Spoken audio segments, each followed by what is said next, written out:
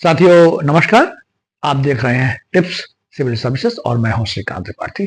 आज 25 जून है और 25 जून को हमारे देश में, भारत देश में संविधान का काला अध्याय, काला दिवस, संविधान की हत्या दिवस के रूप में भी याद किया जाता है।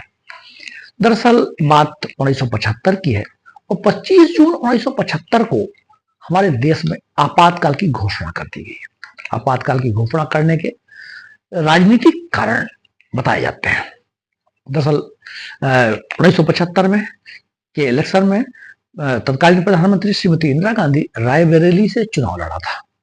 चुनाव में यदि वो जीत गए थे, लेकिन उनके जो प्रतिद्वंदी उम्मीदवार थे उन्हें इलाहाबाद हाई कोर्ट में एक पिटीशन दायर किया और उन्होंने आरोप लगाया कि यह चुनाव श्रीमती इंदिरा गांधी द्वारा अवैध तरीके से, सत्ता के दुरुपयोग से, भ्रष्टाचार के तरीके से जीता गया है।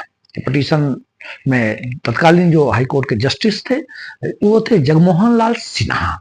उन्होंने इस पिटीशन की सुनवाई किया और रायबरेली में जो श्रीमती इंदिरा गांधी ने जो चुनाव जीता था उसे अवैध कर दिया गया और उन्हें 6 वर्ष के लिए निर्वाचन के अयोग्य भी घोषित कर दिया गया। जब वो निर्वाचन की अयोग्य घोषित कर दिया गया तो एक प्रकार से राजनीतिक दबाव और जनता में एक प्रकार की ये बात आई कि उन्हें इस्तीफा दे देना चाहिए।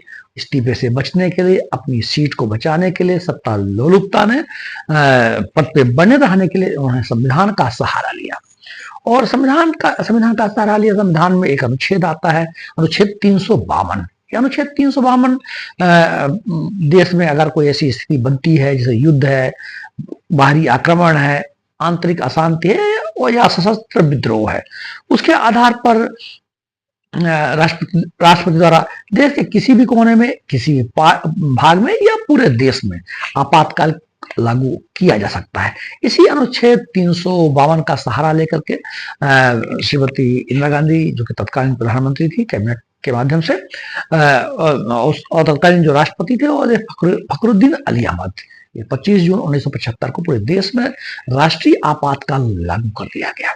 यद्यपि राष्ट्रीय आपातकाल लागू करने के जो हमारे उस पर कारण बताए गए हैं वह युद्ध है, बाहरी आक्रमण है और तत्कालीन समय तो जो आंतरिक अशांति एक संविधान में लिखी हुई जो बात थी वो आंतरिक अशांति थी।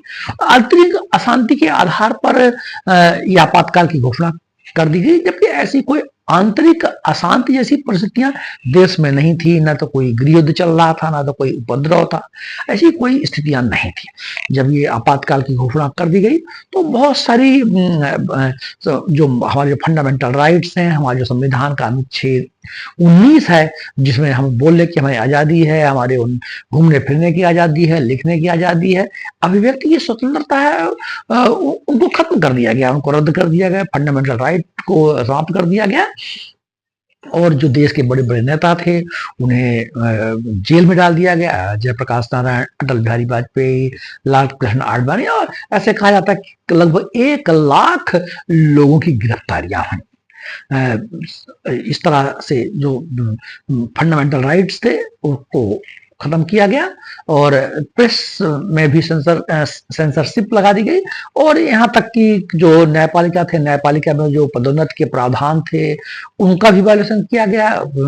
कुछ माननीय न्यायाधीशों को सुपरसीड करते हुए, उनको वरिष्ठता क्रम का उल्लंघन करते हुए आगे पदोन्नतियां भी दे दी गई और जिन्होंने कि अपने फैसले में आपातकाल को सही ठहराया।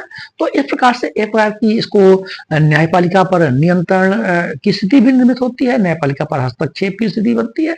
तो ये एक प्रकार का ऐसा हमारे संविधान का एक ऐसा ऐतिहासिक पक्ष था, ऐसा समय था जो कि हमारे लोकतंत्र की एक प्रकार से लोकतंत्र की हत्या हुई, लोकतंत्र में निरंकुशता, एक डिक्टेटरशिप की स्थिति देखने को मिलती है। इसी समय 1976 में 42वां संविधान संशोधन किया गया और 42वां संविधान संशोधन को हम जानते हैं कि ये 1976 में लाया गया और इसे लघु संविधान के रूप में कहा जाता है। इसमें बहुत सारी धाराएं जोड़ी गई, बहुत सारी बातें जोड़ी गई। इवन की जो लोकसभा का कार्यकाल है उसको 1 साल के लिए बढ़ा दिया गया संविधान में मौलिक कर्तव्य जोड़ दिए गए, प्रस्तावना को भी संशोधित कर दिया गया, प्रस्तावना में समाजवादी, पंथनिरपेक्ष और राष्ट्रीय एकता जैसे शब्द जोड़े गए।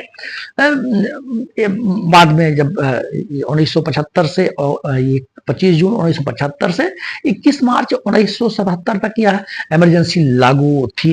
इसके पश्चात निर्वाचन हुए, प्रधानमंत्री का जो इंदिरा गांधी को सत्ता खोना पड़ा और दूसरी सरकारें आई, जनता पार्टी की सरकारें आई और 44 संविधान संशोधन लाया गया और बहुत सारे जो अमेंडमेंट है 42 संविधान संशोधन में लाए गए थे, जिसमें कि फंडामेंटल राइट को खत्म किया गया, न्यायपालिका पर नियंत्रण रखा गया, पार्लियामेंट को राजनीतिक नियंत्रण में रखा गया। ऐसी बहुत सारी जो स्थितियां थी उनको भी ठीक ठाक किया गया, परिस्थितियां ठीक की गई। तो इस तरह जो ये हमारा संविधान की जो अनुच्छेद 352 का है उसका एक प्रकार से दुरुपयोग की स्थिति निर्मित हो गई। इसके पश्चात संविधान में संशोधन किया गया और ये कहा गया कि आंतरिक अशांति मात्र के आधार पर राष्ट्रीय आपातकाल नहीं लगाया जा सकता है। यदि आर्म्स रेबेलियन हो यानी सशस्त्र विद्रोह हो, सशस्त्र विद्रोह होने पर ही प्रधानमंत्री की अध्यक्षता वाली कैबिनेट के द्वारा यानी मंत्रिमंडल के द्वारा लिखित सिफारिश करने पर इसको लगाया जा सकता है। 1 महीने के अंदर इसको अनुमोदन करना पड़ता है। एक बार राष्ट्रपति और पार्लियामेंट के द्वारा ये अनुमोदन हो जाने के पश्चात 6 माह तक की इमरजेंसी लागू होगी और 6 माह पश्चात पार्लियामेंट को फिर से अप्रूव करना पड़ता है। तो इस तरह 25 जून को हमारे देश में संविधान की हत्या दिवस, काला दिवस और लोकतंत्र की हत्या और ये सब बातों के लिए याद किया जाता है। इसके लिए आवश्यक है कि मीडिया ने हमेशा अपना रोल अदा किया है, एक लोकतंत्र के प्रहरी के रूप में अदा किया है।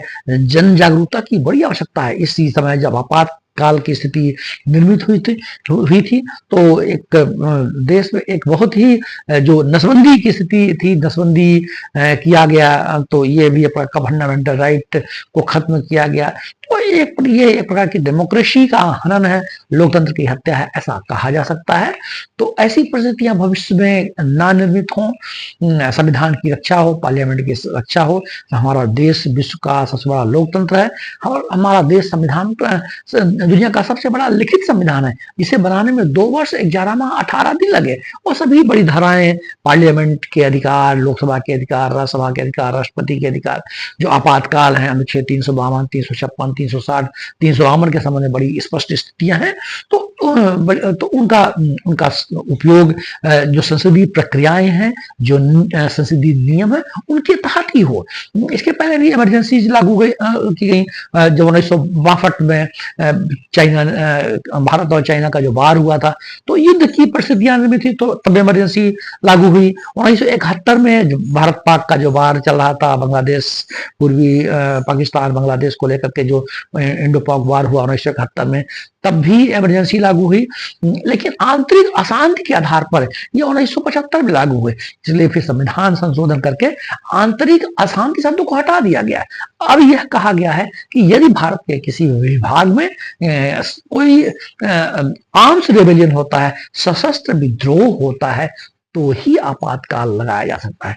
तो जब ये शुरुआत में जब ये परिस्थितियां निर्मित हुई तो तत्कालीन जो इलाहाबाद हाईकोर्ट के जस्टिस थे, उन्होंने न्यायपालिका की स्वतंत्रता को बरकरार रखा और उन्होंने संविधान में जो विहित प्रक्रियाएं हैं उनको उनके माध्यम से जो चुनाव था प्रधानमंत्री श्रीमती इंदिरा गांधी का, जो रायबरेली से चुनाव जीती थी, उसको अवैध घोषित किया है।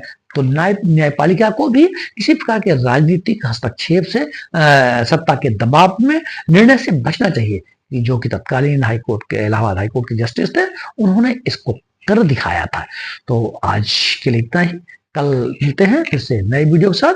हमारी बातों सुनने के लिए, टिप्स सिविल सर्विसेज को वॉचिंग करने के लिए बहुत बहुत धन्यवाद। जय हिंद, जय भारत।